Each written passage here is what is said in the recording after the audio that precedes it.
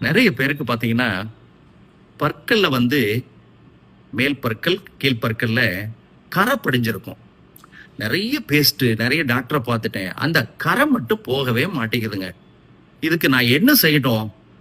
பார்க்கறதுக்கு நல்லா இல்லையே! சிரிச்சா கூட அந்த கரை தெரியுது. எனக்கு ரொம்ப கூச்சமா இருக்கு. அப்படின்னு நெறைய பேரு நெனைப்பீங்க. நல்லா சிரிக்க கூட மாட்டாங்க.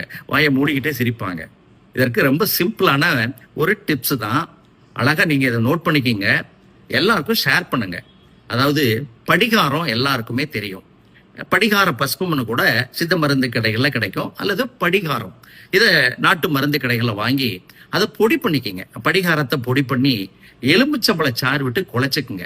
அதை என்ன பண்ணுங்க, பிரஷ்ல தொட்டு தினசரி காலையில ஒரு வேளை, சாயந்தரம் ஒரு வேளை தொடர்ந்து நீங்க பல்லு விளக்கலாம். இந்த படிகாரங்க எனக்கு கஷ்டமா இருக்குன்னா படிகார பஸ்பம் வாங்கிக்கங்க. அந்த படிகார பஸ்பத்துல எலுமிச்சம்பழ சாறு விட்டு அதை தொட்டு பல்லு விளக்கலாம். காலை இரவு 2 வேளை நீங்க தொடர்ந்து பல்லு விளக்கணும்.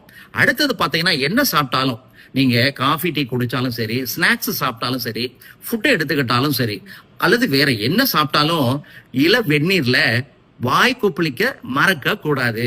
என்ன சாப்பிட்டாலும் வாய் கொப்பளிச்சுட்டா அந்த உணவுப் பொருள் நம்ம வாயில தங்காது, பல்லுல தங்காது, நாக்குல தங்காது. வாய் சுத்தமா இருக்கும், பல்லு சுத்தமா இருக்கும், பல்லு கரைபடியாது. படிகார பஸ்பம், எலுமிச்சம்பழ சாறு, இதை நீங்க ட்ரை பண்ணி பாருங்க.